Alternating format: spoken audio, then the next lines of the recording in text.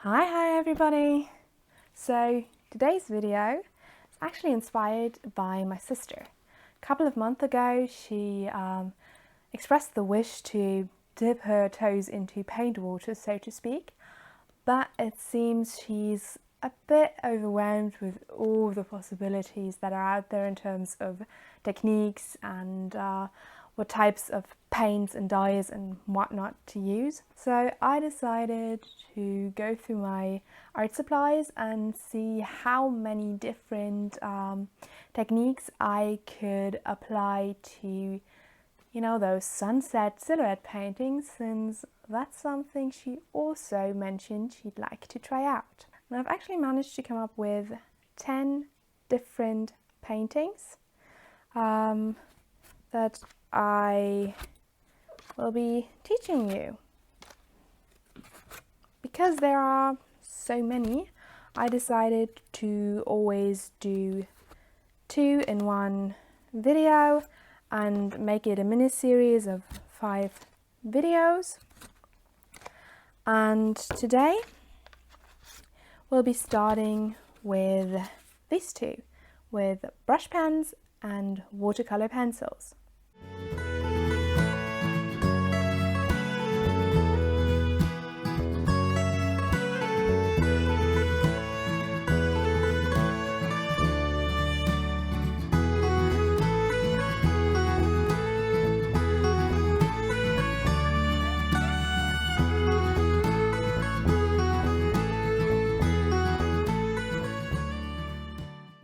Right, so the first order of the day is to tape down your paper.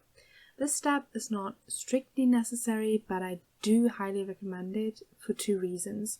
First, when you're working with wet media, like we're doing today, it'll help you keep the warping of the paper down to a minimum. And second, it'll give you this really nice, clean border around your picture that just elevates the whole thing to the next level of craftsmanship, at least in my opinion.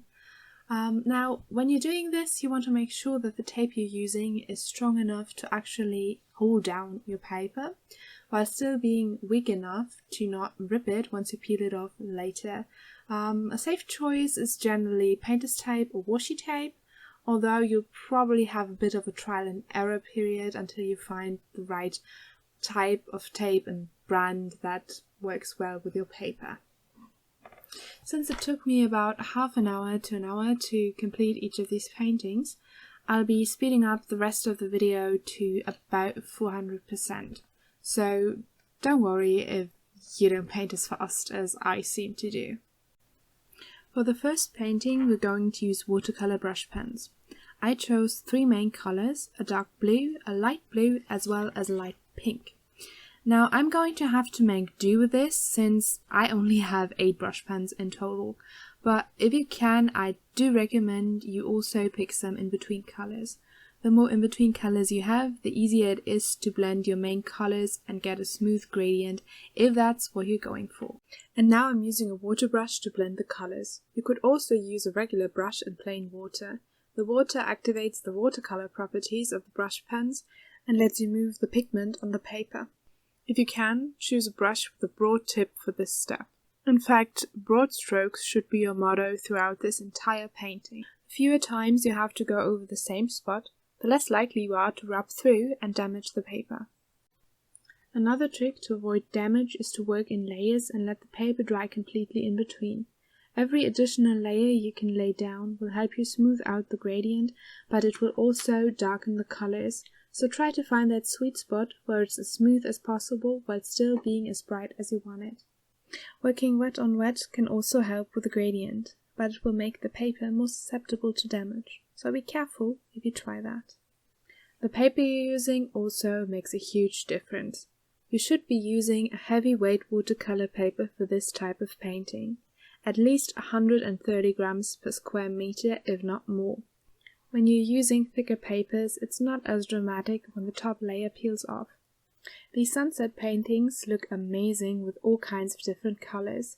You can play around with combinations and try them all, which makes this a perfect exercise you can do repeatedly without getting bored. They also work in all shapes and sizes, so you can turn them into bookmarks, gift tags, and postcards. In the next step, I'm sketching out the silhouette. I'm not too worried about getting it perfect, so I'm sketching directly on the painting. Most colors don't hold up well to erasers. If you don't feel as confident, you can also sketch on a different piece of paper, cut it out, and use it as a stencil. If you're feeling super confident in your drawing skills, on the other hand, you can also skip this step and jump right in with the black paint. If you haven't decided on a shape for your silhouette at this point, that's not a problem at all. You can go through these last few steps in whatever order you feel comfortable with. The transition from blue to pink didn't turn out as smooth as I'd like. It does, however, look like misty shrouds, so my next step will be to put a bit more emphasis on that by painting some additional fog using metallic effect acrylic paints and an old roughed up brush. I always enjoy adding just a dash of metallic shimmer to my paintings, so I likely would have done this had the gradient turned out perfectly smooth after all. If you're not into shimmer but still want some fog, go for white and very cool greys. Color pencils and chalk pastels are an alternative if you don't want to use acrylic paints. Creating a bit of a cloudy, foggy texture also makes your painting more realistic, since perfectly clear skies are incredibly rare in most areas of the world. It adds some visual interest too. Next, we need some luminaries. I'm using acrylic paint again, but every type of opaque white paint or pen will do. When you're painting the stars, make sure you don't spread them out too evenly. Group them together to emulate constellations. And keep in mind that you can see more stars where the sky is darker, so try to place more stars towards the top. There are also some really fun splatter techniques you can use if you're willing to relinquish control. Let me know if you want me to make a tutorial for that. If you're having trouble creating those small dots with a brush, you can switch to a toothpick or a similar tool with a fine blunt tip. In case your paint is more on the runny side, like ink for example, a dip pen might be a good choice.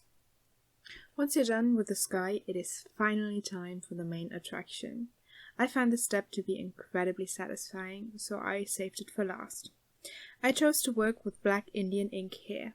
But again, you can use whatever you're comfortable with as long as it's a nice dark black that gives your motif that dramatic pop of contrast. Likely your set of brush pens includes a nice black, so feel free to use that. Acrylic paints also work very well here. If you're feeling really fancy, you can cut your silhouette from black paper or cardboard and glue it on top. With my ink, I'm using a dip pen for the outline, starting with a thin line and building it inward before blocking the rest in with a brush. I find this approach especially helpful when you're creating a more complex and detailed contour. And that's really all there is to say about this last step.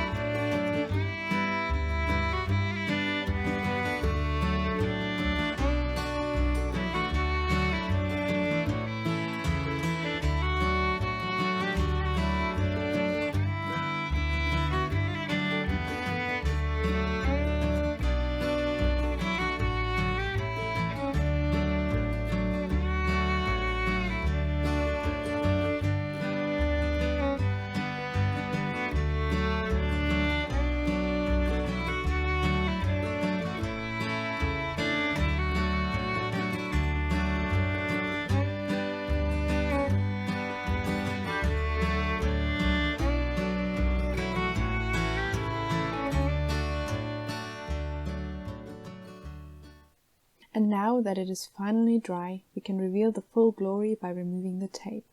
It's important that you do this gently. Try putting the tape evenly and at an angle, or you risk tearing off little bits of paper from the edges.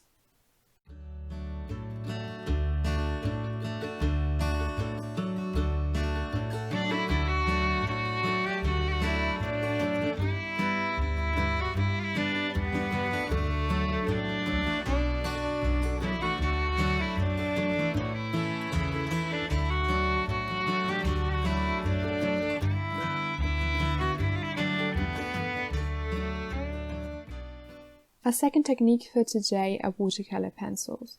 I chose 4 shades of blue for this one. I could have picked a few more in-between colors, however I find it much easier to blend them since you can layer the pigment before you go in with your brush and water, and you don't have to worry about damaging the paper. Aside from that, the process is the same. Lay down your colors, blend them with a brush, let it dry, and repeat until you're happy with the result. Don't apply a lot of pressure when you draw your gradient. It's easier to move and blend the pigment if you use a light touch. And don't worry about filling in the paper grain. That's what the water is for. After your sky is finished, the steps are the same as before.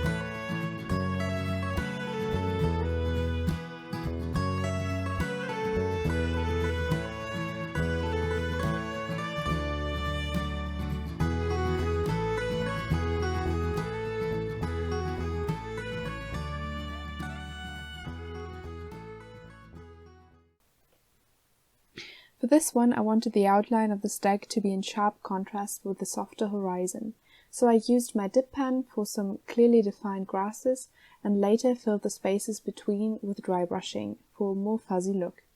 Dry brushing is when you use the minimal amount of paint and only lightly brush over your canvas.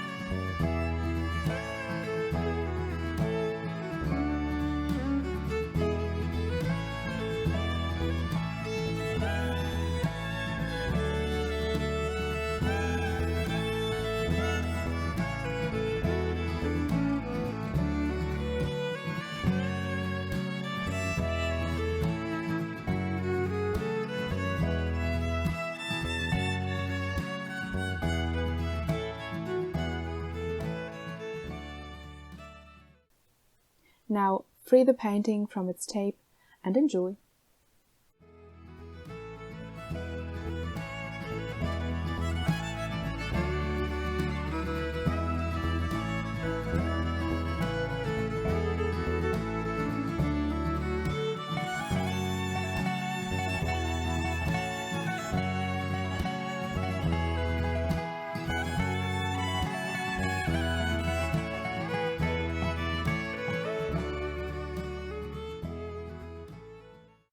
Alright, so now you hopefully know how to create these two paintings or something similar. I really hoped that you enjoyed this video, that you maybe learned something. If you did, I'd very much appreciate you leaving me a thumbs up and some cookies in the comments. And I'll be seeing you in my next one to show you how I've created these two paintings.